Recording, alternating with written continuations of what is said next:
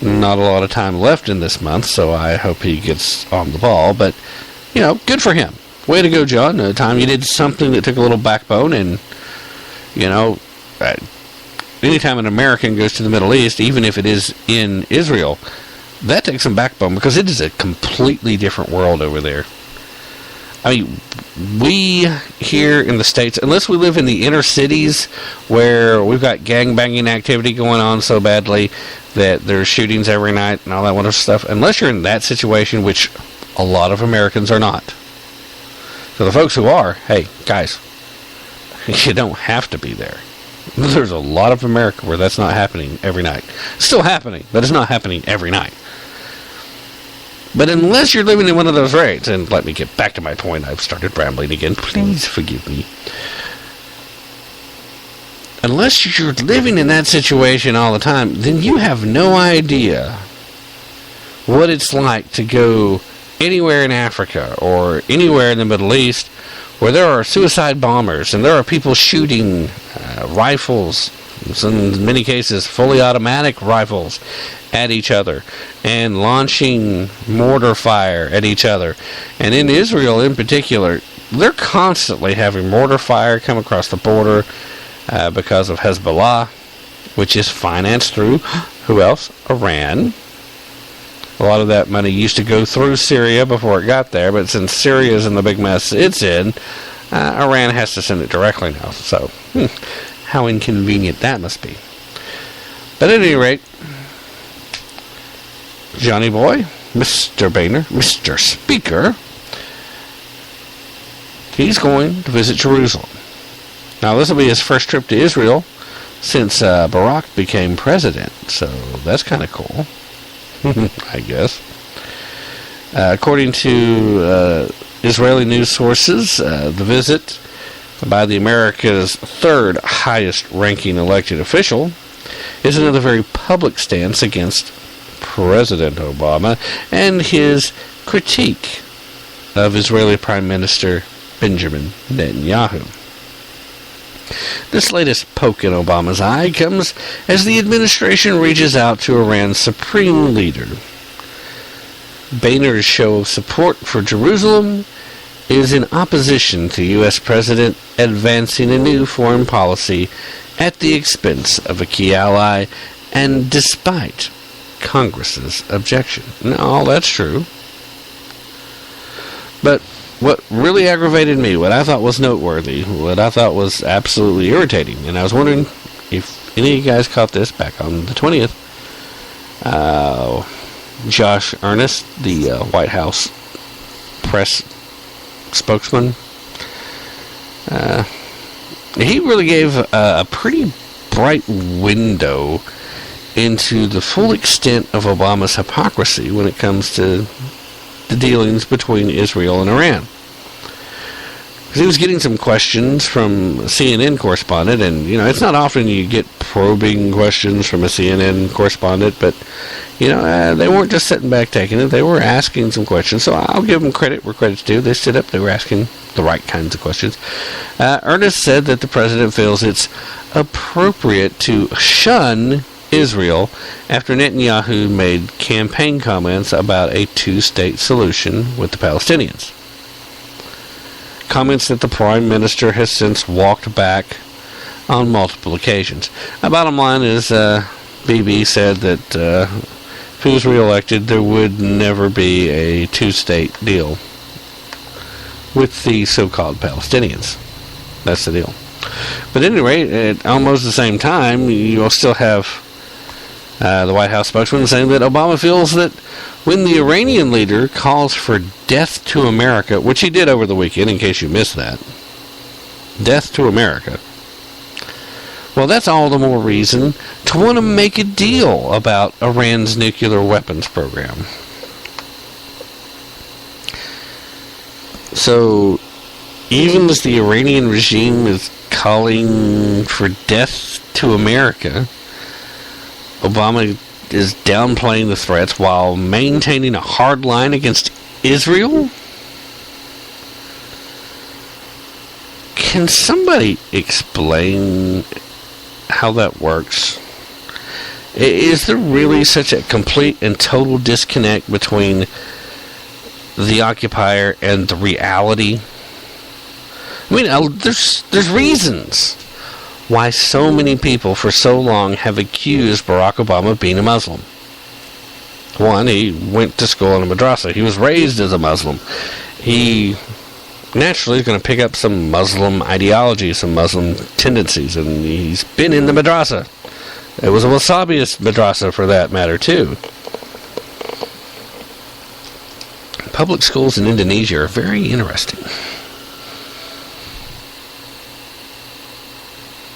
He doesn't understand that he's the President of the United States.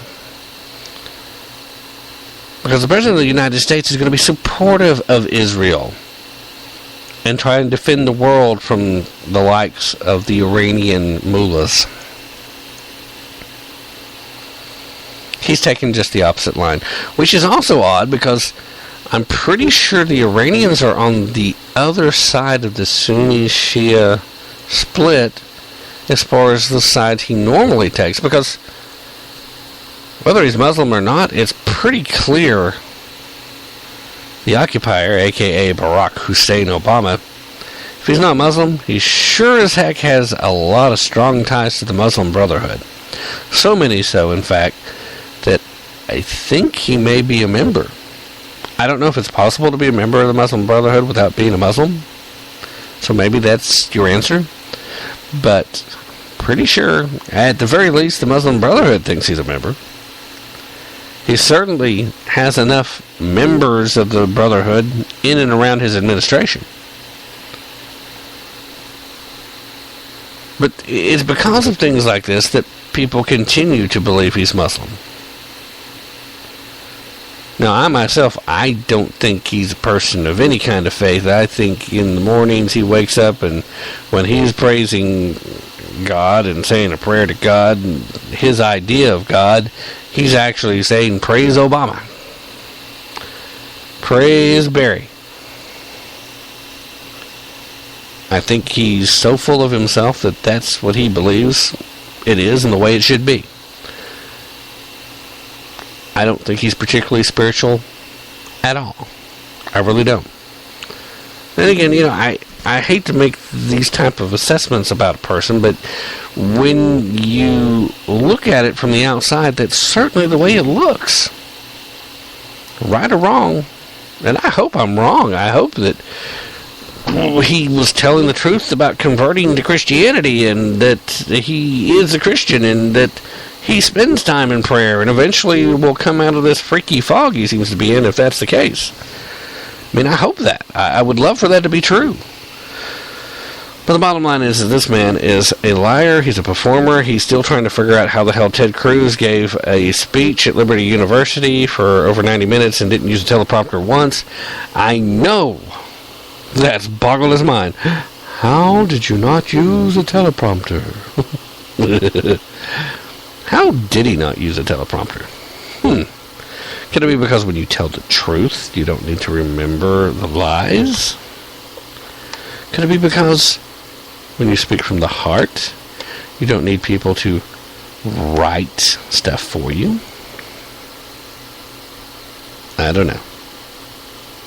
Just throwing it out there for your consideration. Real quick, wanted to talk about a different story. We talked some in the show, was it last Sunday? I think it was Sunday before last. But anyway, talked about the Irving, Texas mayor who decided to step forward and make it very clear that her city was not supporting the, quote, Sharia law court that a local mosque had decided to try to set up. Well, now, guess what? The mayor made very public and very strong statements against the Sharia court. Things have gotten interesting since then. See, the group of Muslims that attempted to establish this first Sharia court inside the United States in the town of Irving, Texas, just received a devastating blow thanks to the town's mayor standing strong and not backing down.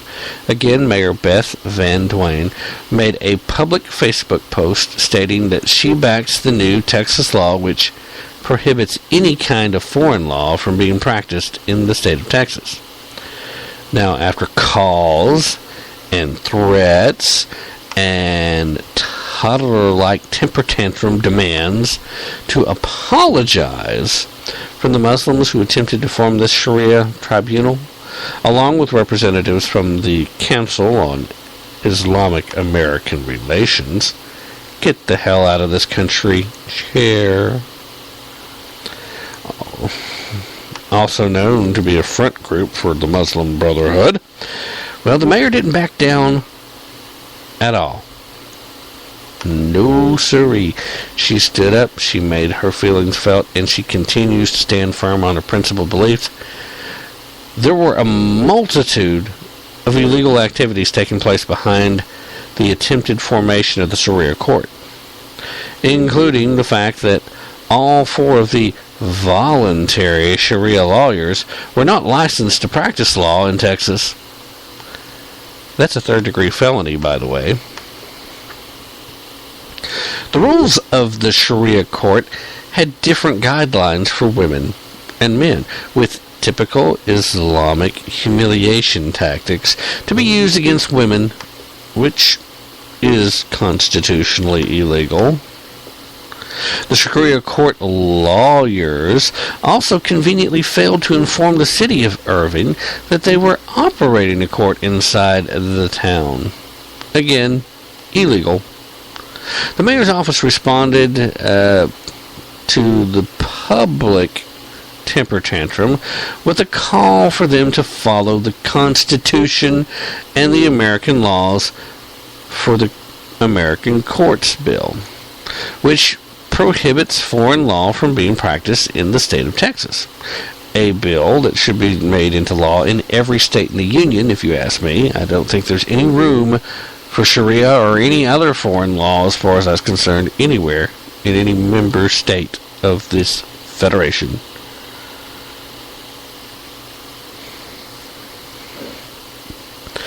Now, the response was in a typical radical Islamic fashion. Quote, "We don't care about the bill. It's not going to affect us in any way, shape, or form. The bottom line is the foundation of this bill is anti-Islamic." Right before they called for kill the infidels.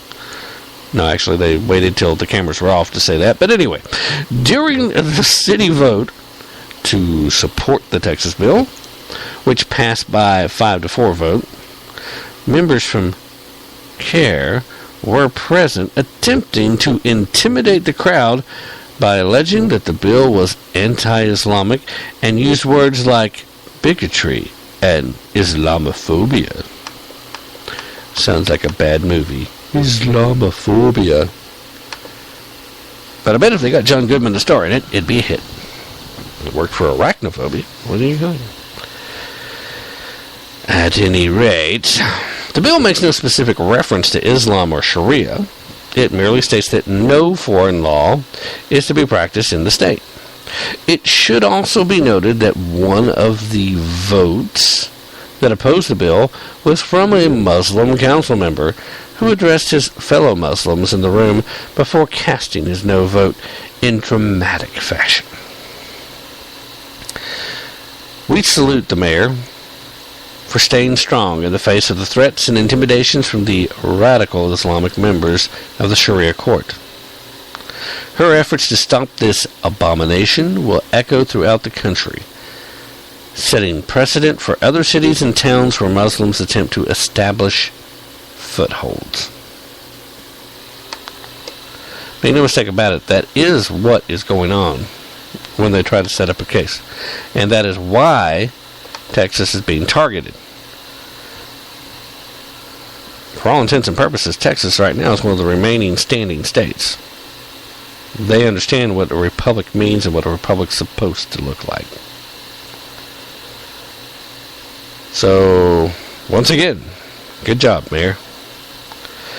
Gonna go ahead and wrap things up. Been on the air now for just